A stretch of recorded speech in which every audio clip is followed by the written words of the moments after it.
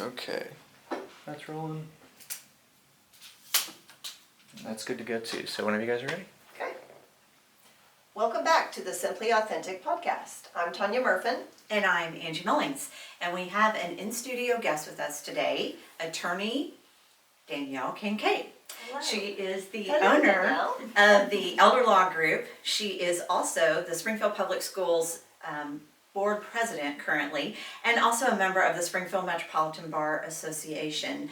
She just got back from hiking Pikes Peak, so we have all kinds of interesting things to talk to her about. So welcome, Danielle. Thank you. Hi, thanks for being with us. Yes. So just tell us a little bit about yourself. Yeah, so you indicated I'm an attorney. I practice in the area of elder law, which is estate planning plus focusing on growing older. So I've been here in Springfield. I moved down here in 2002, left in 2008, and came back in 2013, and I have no intentions of leaving again. Great. And Springfield is my home. Yeah. Excellent. Yeah. So tell us about your background getting into law. Why was that the chosen profession for you? I always knew I wanted to be a lawyer or a teacher, Uh-huh. and it's a good thing I'm not a teacher. Walking into a classroom full of, say, fourth graders is very intimidating because they got a lot of other things going on in their minds. So I knew that I wanted to go into the legal profession. My undergrad was at SMS at the time, so Southwest Missouri State in criminology. I went out to DC and worked for the public defender for a couple months before I went to law school and realized that was not an area that I was going to be going into, not where my passions were. And before I went to law school, I worked at a local bank and had the opportunity to do a small internship in the trust department at that bank. Okay. And I realized I really enjoyed that area of law, so when I went to law school, I knew that I wanted to get into estate planning and elder law. Gotcha. So let's talk about that a little bit, what that means. As realtors, we deal with a lot of situations where people don't have things set up the way that they need to. They don't have an estate plan, they don't have a will or a trust or any of those things. So maybe first we should talk about what's the difference between those, the will, the trust, the whole estate. Yeah, I often hear people say, well, I don't need an estate plan, I don't have an estate. If you have a bank account, you have an estate. If you have a car, you have an estate. And of course, our most valuable estate is our house, which is one that often gets forgotten when people do just do-it-yourself estate planning. When we look at estate planning, there's really two components. There's what happens with my stuff when I pass away. Most people want to avoid probate in that situation. The second component is incapacity planning. If I can't speak for myself, who do I want to select to speak for me to make my medical decisions or my financial decisions? Okay. Probably the number one misconception that I hear in my office is that a last will and testament avoids probate. We've all seen movies and TV shows where the lawyer sits down and the whole family gathers around and does a reading of the will. I can tell you in all my years of practice, I have never done a reading of a will. So delete that from your mind. Yes. A last will and testament, at least in Missouri, means that we are in probate court. It is a way to instruct the probate court of what we want to have happen. So to avoid probate court, we look at using trusts or beneficiary deeds on real estate or PODs on bank accounts or TODs on cars. Those are the ways that we avoid probate, not a last will and testament. Will does not avoid probate. Gotcha. Okay. So in different age groups, and obviously we know most young people starting out, they might have a car, they get married, they buy a house, then they start having children. So if you have, I know you do elder law, but there's a lot of listeners that are different age groups, so we want to make sure we're at least covering at what point in your life should you visit the elder law attorney. So if you have young people, say around age 25 to 35, what is your advice to them? Because they don't have many assets yet besides the bank account, the car, maybe the house by then. What do you tell them? Yeah, you don't have to be a certain age to walk into my office. My youngest client is actually 18 years old. Okay. Before he went to college, he did a power of attorney so that if he got into a car accident, his parents could make his medical decisions for him. Smart.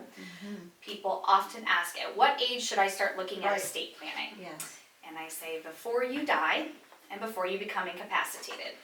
So unless you know when that is, now is generally a good idea. Okay. Yes. It's good to know. Whether you're 18 years old, 48 years old, or 98 years old, the laws apply the same. You are an adult, and depending on what kind of assets you have, if you've not put an estate plan in place, those assets could end up in probate court. And more importantly for individuals with minor children, you want to be able to designate a guardian for that minor child should something happen to the parents, and that's also done through an estate plan. Okay. Danielle, you and I were talking about my children in particular before we started recording, and they're around 25 age group. They have 2 children, and they're not married yet. And so they visited with an attorney recently because they're going to go on their honeymoon once they get married, and they'll be out of the country together. And my fear, because myself and Caleb's mom will be caring for the children, is if something happened tragically and they didn't come back, then how do we make sure that those kids are our kids? So what would you say to that? What does that process look like for 25-year-olds in their situation? Yeah, in their situation, a last will and testament is the only place that you can legally identify who you want to become guardian of your minor child should something happen to you. The court, unfortunately, always has to be involved, or maybe fortunately, always has to be involved when a minor child is concerned, because we perhaps, maybe I've named my sister as the guardian of my minor child, but my death has just caused her so much grief that she's no longer an appropriate person to serve as the guardian of my minor child. That's why the court's always involved. But the last will and testament is the place to say, here's who I want to be guardian, or perhaps here's who I don't want to be guardian Sure, in right. any situation. True. That's what a last will and testament is Okay. for. So those informal conversations that individuals have with their family are not going to stand up in court. A last will and testament legally is the place to say, here's who I want to serve as guardian for my minor child. Okay, and is a will recorded? Is it a document that is just signed and notarized? What's the appropriate way to write a will? Go see an attorney. I know. Please, Don't do please, it please on go your see an notebook. attorney. Yeah. A last will and testament actually does not get recorded anywhere until an individual passes away. In fact, a will is not effective until an individual passes away and the court essentially accepts the will. Got it. In Missouri, after an individual passes away, you only have 1 year to say, here's that deceased person's last will and testament. And if you don't present it to the court within 1 year, that will becomes null and void and you can't use it later down the road. Okay. I've had individuals come in, and these are heartbreaking conversations to have when somebody comes in and presents what they believe to be a valid will from, say, their parent. Their parents passed away. They say, well, I went to the local bank, the banker notarized it, we're good to go, and I have to explain, actually in Missouri, a will doesn't have to be notarized. It has to be witnessed by 2 individuals, but it doesn't have to be notarized. Okay.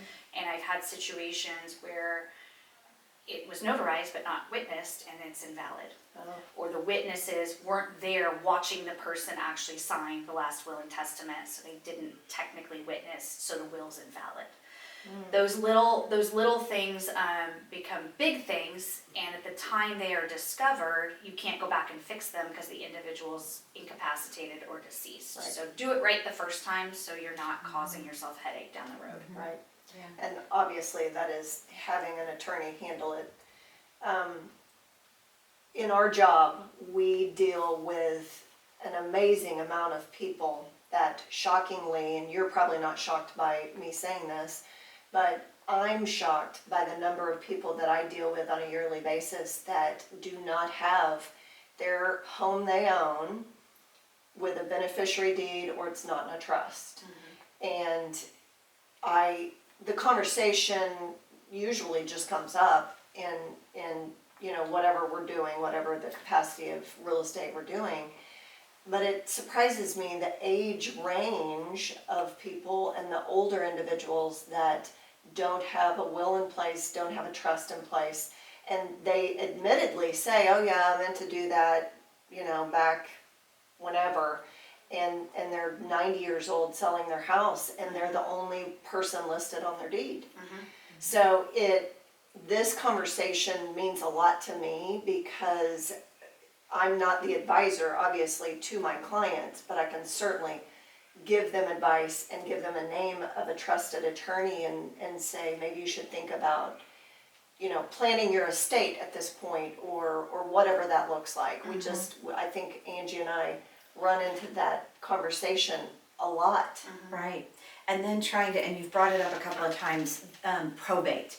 So maybe explain what probate is, because, yeah, when we say if you don't have that and you end up in probate, again, I don't think they get the full picture of what that is and what can happen to their assets if it ends up in probate. Right, Yeah. right. We've all heard we want to avoid probate. That probate's this scary big thing. Yeah. What is this? But what actually is probate? Right. Yes, right. The reason, so probate gets involved if there is an asset out there that no longer has a living joint owner, doesn't have a beneficiary, or the beneficiary is a minor, and if there's no trust involved. So essentially, if there's an asset out there that has just one person on it with no beneficiary, no trust, that asset will go to probate when that person passes away. People generally like to avoid probate for a number of reasons, and I can guarantee you, if you find an individual who's had to take their loved one's estate through probate, they can tell you the horror stories and the nightmare that it has been. In Missouri, a probate process at a minimum by law is 6 months and 10 days. Really?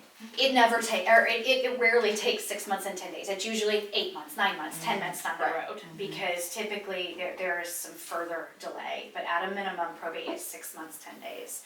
In addition, it's a public process. So anybody can walk in and get information on the assets that are in probate and the individuals who are receiving those assets. The family who is taking the estate through probate, most people like to avoid it because it's a reminder of their loved one's death.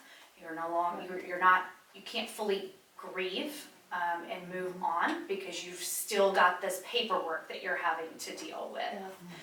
It also gives creditors an easy way to come in and make a claim. So if a probate estate is not open and an individual has creditors, the creditor has to intentionally open a probate estate in order to get paid. Usually they don't do that because it's expensive. But if the family has to open a probate estate because they didn't have a beneficiary deed on their house or didn't have a trust, the creditor just has to file some paperwork and show up at court, and then they get paid. So that creditors prefer when families have to open probate estates. Yeah. And then also, it's expensive. So in Missouri, we've got kind of a staggered attorney fee and personal representative or executor fee statute, but on average, you're looking between 3 and 5% of the estate. Now, if the estate is more complicated, the attorney can always petition for more fees. That's why we want to avoid probate. Right. Yeah. You know, we know that if a house sits vacant, so you got 6 months and 10 days by statute that it will take to go through probate, and it's normally longer than that. If a house sits vacant for 2 or 3 months, the systems are already starting to fail because they're not being used. So does that family member, or can they do anything with that property? Can they rent it? Can they have somebody in there so that it doesn't deteriorate? Yes, so within that 6 month time period, we can liquidate assets and put them in a bank account. We just can't distribute to the beneficiaries yet. Okay. Yes, so Okay. we can rent if that makes sense, or liquidate the assets. Okay. Okay. Interesting. Yeah, very much. So what is the point for you that someone needs a trust instead of a will? Is there a certain, meter that you go by that you say, really, we need to go a little higher? And in a tiered system, is a trust above a will? Yeah, so remember, will means we're in court. Yes. So we always have a will as a backup plan or a safety net, but I never want to see that document again because it means my client hasn't avoided probate. Right. Something's gone wrong, we haven't avoided probate. Okay. If I have a client come in and they have one adult child who they trust completely, that child does not have any creditor issues, that child's not at risk of getting divorced, that child is not a special needs individual. The easiest way to avoid probate in that scenario is to add that child as a beneficiary, not as an owner, but as a beneficiary on all of their parents' assets. So TOD on the car, do a beneficiary deed on the house, etc. Right. Then when the parents pass away, the child would just take a death certificate, go to the DMV, go to the title company, go to the bank, and acquire the asset. And we're done. When we look at doing trusts, it's because we need a little bit more control. So it used to be in the late 90s and early 2000s that there were tax reasons for uber wealthy individuals to have trusts. Those tax reasons are no longer present in most scenarios. Now it's, do we need more control? If I have a client who has minor children, we're gonna do a trust, because a 4-year-old cannot inherit a house and handle a house unless the court's involved. So we do a trust to avoid that situation. If I have individuals who are in second marriage situation, and say we've got, if it's a husband and wife, and we've got his, hers, and theirs, we're probably gonna do a trust in order to ensure that all the children inherit if that's what their wish is, if that's what the parents' wish is. If we have an individual who wants to leave their estate to somebody who's on needs-based government benefits, so like Medicaid or Social Security, we can do a trust so that they can receive their inheritance and remain on their government benefits. Or if I just have clients that do not have children that get along very well, we can do a trust. The benefit of having a trust is you do have somebody in charge of your estate called the trustee. That trustee doesn't get to make decisions about who's inheriting what. They have to do what you've told them to do within the trust document, that instruction booklet. But instead of your 3 kids that don't get along inheriting a house, trying to agree what's supposed to happen with the house, which is exactly what occurs with a beneficiary deed under a trust, we can say the 3 kids are gonna receive the proceeds of the trust after the trustee sells the house at fair market value, and the kids just get a check, so we don't have to have 3 people reaching an agreement. Right. So a trust just provides more control. Okay. Okay. So as we're talking to our aging parents, I mean, it's sometimes a difficult conversation to have. Do you have any thoughts about how to approach someone on addressing that? Yes, yeah, Yeah. it is difficult. I understand that me speaking about death every day is not typically what people do, right? I because this is my job, because it's my career, my passion, I don't have an issue talking about what happens if a person becomes incapacitated, what happens when a person passes away. But for most people, no, that's not something we want to discuss every day. I encourage all families to have that conversation and bring it up multiple times, and maybe the first 7 times your loved one doesn't want to talk, but the 8th time they're ready to have the conversation. Sure. There's also lots of tools online about questions that can be asked or prompted, so that you have a roadmap, if you will, in front of you, and you're not just trying to think of these difficult questions. A lot of people will draw back on experiences that they've had, maybe a grandparent who was in the hospital, or a difficult decision that they had to make, and draw back on those experiences in order to have the conversation. Sure. And ultimately, we're not here forever. We are all going to pass away. And having those conversations now, while you have the capacity to have the conversations, and while it's not an emergency situation, you haven't received a horrible diagnosis, is a lot easier for you and your loved ones. Yep. And then again, they can draw back on those conversations, and it also puts it more in your control. If you have powers of attorney in place, and you've selected that person that you trust to make your medical decisions, you know that you've had those conversations, and it's not the court appointing you a guardian who's maybe never met you before. It's a public administrator, for example, who's never met you before. So putting those documents in place really takes away the uncertainty of it and puts it more into your control. But they are difficult conversations to have. Sure. Yeah. It's hard to bring it up. Yeah.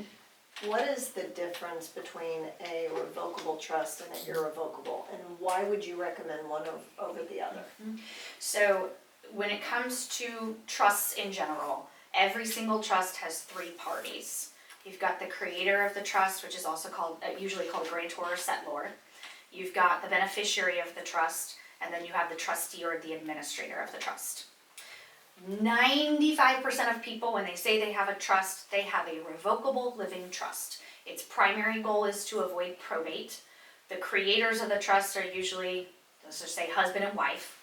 The beneficiaries of the trust during their lifetimes are husband and wife, and then once they pass, usually their children. And the trustees or administrators of the trust are husband and wife, and when they pass, they've nominated somebody to do that. So a revocable living trust, its primary goal is to avoid probate. There are some trusts, like irrevocable trusts. Some irrevocable trusts are for tax purposes for very, very high net worth individuals. Many people will also do irrevocable trusts for Medicaid asset protection purposes. The issue with that is that Medicaid has been cracking down on some of those irrevocable trusts. So we see that irrevocable trusts, which met Medicaid's interpretation of our laws, say 10 years ago, Medicaid is now reinterpreting those laws, and the trusts that were appropriately drafted 10 years ago now may not meet Medicaid rules. The only time we generally encourage an irrevocable trust for Medicaid asset protection purposes is usually for family farmland. We know that mom and dad, for example, want to pass the farm on to their child. The Medicaid Asset Protection Trust will protect it for Medicaid purposes. The downside is it's irrevocable. So a revocable trust, which most people have, can be changed. You are estranged from your child, you can go in and disinherit them, for example. An irrevocable trust, as its name indicates, once it's set up, it's done. If you want to get that asset out of the trust because you decided that you want to downsize and you don't want to live on your farm anymore, but you want to take the money out to downsize, you can't. It's not your asset. You've put it into an irrevocable trust.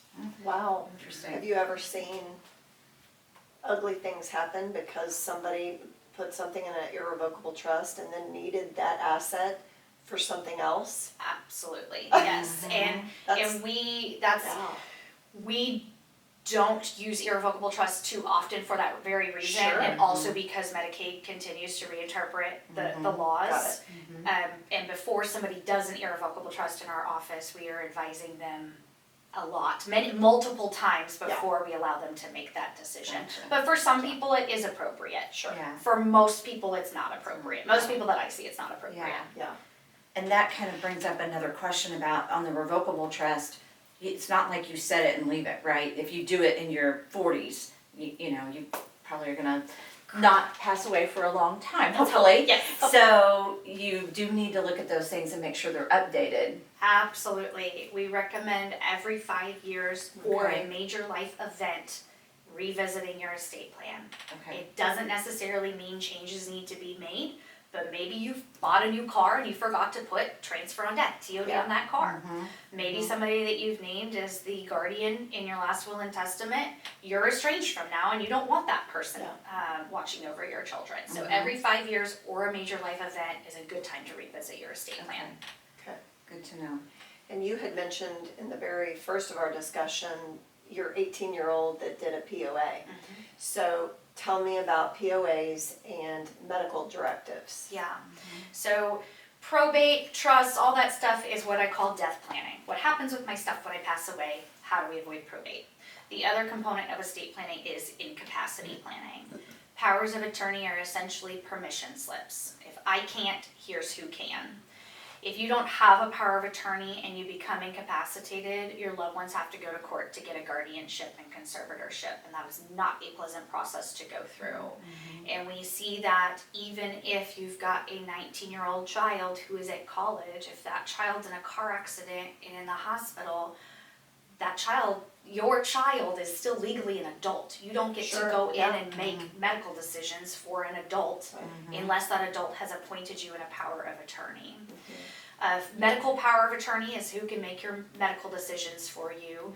Your medical provider can provide a free healthcare power of attorney, and the Missouri Bar Association at the state level also has a free medical power of attorney. I encourage everybody to please have a medical power of attorney. For sure. Financial power of attorney, which is also often called a durable power of attorney, is who can handle your finances. In both of those categories, people are surprised to learn Missouri is one of the few states that doesn't have a default person to step in. So many states say, You don't have the power of attorney and something happens, your spouse can step in and make your medical decisions, or your spouse can step in and access your IRA. Missouri doesn't have those default provisions. And where doctors have a lot of flexibility to allow spouses to make decisions for their injured spouse, your banker's not gonna have that same flexibility. So if your spouse is in a car accident and you need access to their IRA, their individual retirement account, you don't get to just get access because you happen to be married to them. You have to have a power of attorney in place. That's important information. Yeah. It is, and I see it on with real estate. I've had multiple times where an individual's spouse has gone to a nursing home, and so the person who's still in the home wants to sell and downsize. Well, their nursing home spouse is incapacitated and can't sign the deed. As you guys know, spouses have to sign off whenever Yes, a piece of real estate's being sold. So Right. now the healthy spouse who's still in the home has to go to court to get a guardianship and conservatorship to sell the house so they can downsize. Yeah. And it's not fun. It is It's not a fun no. process to go through. No. Yeah. Gosh. There are so many things involved in estate planning. So There are, but it's not as hard as you think Right. it is. Yeah, I make that statement, then I think, but really it's 1, 2, 3, 4, right? It is, and that's why it is. You can get online. My joke is Google doesn't have a law degree, and if it did, it's certainly not licensed to practice law in 50 states. Yeah. So be cautious what you're finding online. Yes. But the reason that you should hire an attorney is when I'm sitting down with an individual, I don't go through all these scenarios that don't apply to them. Right. Let's talk Right. about you. Let's talk about what your wishes are, what your goals are, and then I'll tell you how to accomplish those and what each document does. But we don't need to talk about all this other stuff. Yeah. So it's Yeah. not as difficult as people might think it is. Yeah. So, obviously, first step, you need to talk to an attorney, but what does someone need? If we can give our listeners just a couple of steps they need to take, maybe documents they need, or what do they need before they come and see the attorney? Yeah, so our process is when somebody calls to make an appointment, we send out a worksheet, and that worksheet says, tell me about your assets. What do you own? Are there currently beneficiaries on those assets? Tell me about family dynamics. You know, how many kids do we have? Do they have grandkids? Are there any issues with the children? And then we've got prompts about, have you thought about who you would want to leave your stuff to? Are there any parameters? Maybe you don't want your child inheriting your estate when they're 18, maybe when they're 30, for example. Thinking about who you would want to make your medical decisions and financial decisions if you couldn't speak for yourself. And then in all these scenarios, backup plans. One of the hardest questions I ask people is if one of your kids passes away before you do, who do you want to inherit in that situation? And a lot of parents, rightfully so, have never thought of that, nor should they have to consider Right. that. Right. But we want to have backup plans in all of these documents. Yeah. So considering who those trusted people are and then having conversations with those trusted people as well. Our initial consultations usually last between 60 and 90 minutes so that we can go through what somebody's wishes are and how to accomplish those wishes, and then also educating my clients about, hey, I know you said you wanted a simple will, but that means you're going to probate. So I don't think you actually want a simple will. Let's talk about other ways to, or ways to avoid probate. Right. And then at the end of the conversation, we let them know what our recommendation is, and they can decide if they want to move forward or not. Yeah. And we always provide draft documents before they sign so they can go over those. Nice. Yeah. Great explanation. Great of all of that. explanation. And yeah. I was just sitting here thinking about one of the first things that you said is there's no age to estate planning. And I think oftentimes when we hear elder law, we think of, well, that's for my grandparents. Well, that's for, that's for my parents. That's for old people. And, it's not. It's for the young people. It's for everybody. Everybody needs to think of these things. We all hope, and I do hope, everybody passes away when they're 100 plus years old and they just Right. spent the last $5 out of their bank account, but Right. it rarely works that way. Estate planning looks different if you're 19 years old, a single Of course. person in college, Sure, of versus 35 with a couple little ones at home, versus 90 years old and you have a bank account. It Yeah. looks different, but it's still important regardless of your age if you're over Absolutely. 18. Yeah. Yeah. Yeah. That's really good conversation. Absolutely. We hope that the listeners take a lot from that, and I've learned lots of things Me sitting too. here listening to this, so that's our hope. Yeah. We want to get into the other part Yeah. of who you are, Danielle, and that's serving in our community. Yes. Yeah. So you currently serve as the president of the Springfield Public School Board of Education, right? Is that how Correct. you say that? Correct. Your yes. title? Okay. Yes. That's a mouthful. It is. It is. So what led to that? Tell us your background of being involved in the community, because I'm sure you don't just raise your hand and say, I'll take that role. Well, I think I told you all the story. I grew up in Kansas City. My parents are still in Kansas City. I came down here for undergrad. I left for law school. And after law school in Omaha, Nebraska at Creighton University, I practiced for a couple years in Omaha. It was 2011. The recession had just hit the legal market. It was very difficult to find a job. I did not have a job when I took the bar exam, which was just terrifying. But I found a position up there that really suited me well, except that practically every single weekend I was driving down to Springfield, Missouri, because I missed Springfield so much. Springfield is where my home is. Right. And I know I've told you this story, I would stop in Kansas City and see my grandma at the time as I was driving to and from, and she said to me one day, what are you doing? Why are you living in Omaha and driving to Springfield? Just move back to Springfield. And of course she was right. So in 2013 I moved back here, but because this is my chosen home, because this is where my heart is, I don't want to just live here. I want to be part of the community. I think it's easy for people to just go day to day and not give back to their community. And there's different ways to give back to your community. Something as small as checking in on your neighbor who had surgery is a way to give back to your community. Yeah. So when I moved back here, it was with an intention to not just live here, not just work here, but give back. I started volunteering at first with the Child Advocacy Center. That was probably my first volunteer role when I moved back to Springfield, and then eventually started serving on the Springfield Public School Foundation Board. Okay. And I realized during one of our board retreats, the executive director, Natalie Murdoch, said, write down what your volunteer activities are, and are you seeing any correlation between them? And I realized that it was children and education were a lot of my volunteer activities. And so then kind of the natural next step was, can I make a bigger impact on our school board? Yeah. And truth be told, I was asked, I've heard that women have to be asked, right, before they'll consider it. And I was asked, and I thought that makes sense. That is a good natural next step.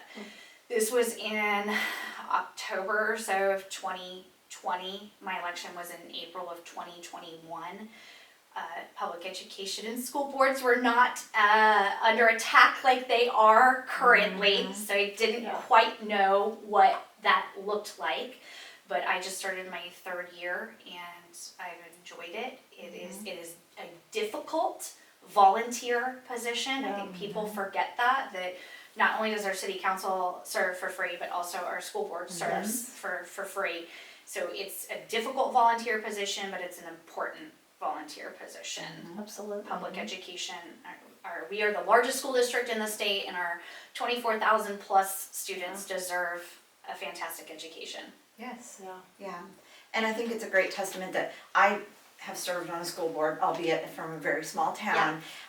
Running a race like that is no fun no matter where you are, but especially in a town the size of Springfield. But I don't have children, and so I was often asked, why do you want to be on the school board? You don't have kids. What difference does it make? Well, it makes a big difference. Education is so important to all of us, and it doesn't matter whether you have children or not. People, during the campaign, in Springfield, we have to collect 500 signatures to be placed on the ballot. And so I was collecting signatures, and I would often get the question of, well, Danielle, you don't have children. Why would you want to be on the school board? And I think as a community member, as a business owner, of course I want our public education system to be the best that it can be. I also had people ask me if they could vote if they didn't have children, and that really surprised me. Wow. We've also heard, our footprint, Springfield Public Schools, is outside of just the Springfield city limits. And I've heard a couple times that people think that if they live outside the city limits that they can't vote for Springfield Public School Board of Education. And as long as you are living in the district of Springfield, Right. yes, you can vote for the Board of Education. That's great, that's a great point. It wouldn't have even occurred to me that people wouldn't know that they could Yeah. vote. Interesting. Yes. Yeah. Yeah. That's interesting. Well, we're getting close to the end of our time, but I want to talk about a couple of fun things, and that is your love of hiking or climbing tall things. You just hiked Pikes Peak. Correct. Yeah, and Yeah. you're getting ready to go to Mount Everest. The base camp of Mount Okay. Everest, yes. Okay. I'm an outdoors person. People, my friends historically have known me as a paddler, going out on the river and doing some crazy things on the river. But this year I've got a really high hike and a really low hike. So I went and hiked the Grand Canyon back in, Fun. I guess that was May. And yes, in September I'll be traveling to hike to the base camp of Mount Everest. So what kind of preparation do you have to do for that? I have no idea. Just getting outside a lot. It's really the altitude is the Okay. biggest problem, which Yeah. is why I went and did Pikes Peak this past weekend to get some of that higher altitude. But you know, Gotcha. taking care of your body, staying sure. hydrated. Yes. Your gear is really important, so this is a good Yeah. opportunity to test my gear before I travel halfway across the world. Yeah. Yeah. And are you going with? I'm going with two Friends? girlfriends. Yeah, Okay. two Oh, girlfriends. fun. And then we will meet up with a couple other people as well Sure. in a group. There'll be 12 of us Okay. total. Fun. Gotcha. And so what does that look like time-wise? How many days does it take you? And I'm assuming you hike to a certain point and you camp? We will stay in tea houses. Okay. And they have very thin walls, so it will be a little chilly. Okay. We will fly into Kathmandu, Nepal, and then we'll take a small airplane from Kathmandu to Lukla, Nepal, which is the most dangerous airport in the world because of its altitude and because it's in between two mountains. You have to have special pilot training to fly into Lukla. I have anxiety while flying, so we'll see how that goes. Yeah. And then we'll start hiking. I will be gone for a total of about 2.5 weeks. And God bless my law partner for allowing me to do this. Yeah. She's going to take an extended trip in the spring that will be Good. well deserved. Yeah. I've never taken this much time off of work, Yeah. but I'm really excited for it. Yeah. That's Well, so we're exciting. big advocates of, we understand the mental health benefits and being a more well-rounded person whenever you do get out and exercise and be one with nature and that kind of thing. But that's kind of extreme nature, Danielle. It is. It is. I say that I like slow risk. So skiing, not interested in skiing. Yeah. Mountain climbing, actually with clips and everything, not interested in that. Yeah. Yeah. I like the slow risk where if something goes wrong, I have time to correct it before it's a dangerous Yeah. situation. Yeah. Yeah. I like that theory. Yes. Yeah, I do too. Well, good luck. Thanks. We'll Yeah. be watching Thanks. you. Yeah, we will. And Look will for- you be able to post on social media while you're there? I'm hoping to have some Okay. internet access, but Maybe when probably you not get a back. lot. Yeah. Yeah. Yeah. Yeah. Well, That's good for so you. fun. Yeah. Yeah. Have a great time. Yeah. We like to end with a fun real estate story, if you have one, and that would be something that you have purchased a house, you've sold a house, you've lived somewhere that's been, you've just had a fun experience. A fun real Or- estate story. Or it could be bad. Yeah. No, I don't have that one. I don't know that I have a fun real estate story. Probably the thing that comes to mind, my very first house I purchased was in Omaha, Nebraska. It was built in 1921. And it had cloth wiring. I remember having to switch out one of the light switches and getting on YouTube and figuring out how to do this when there's cloth wiring in the house. Wow. But one of my crazy. friends who I know from Missouri State he lived in Omaha as well, came over for a holiday party, and he said, "This is my grandmother's house." Really? I said, "What?" And he said, "Yes," and I hadn't, shown him the house or anything yet, but he could describe, here's the bedroom and here's what the basement looks like and this and that, and it was his grandmother's house, and we, How interesting. isn't that, yeah. That is so cool. Small That's world. probably the- Small, small world. Yeah. Yeah. Yeah. I love that. That's a good story. That's good. Thank you, Danielle. Yeah. Well, Well, as we wrap up here, we want to thank Gershman Mortgage and Studio for broadcasting today, and we hope that you'll join us next time on the Simply Authentic podcast. See you next time. That was so Awesome. interesting. That was great.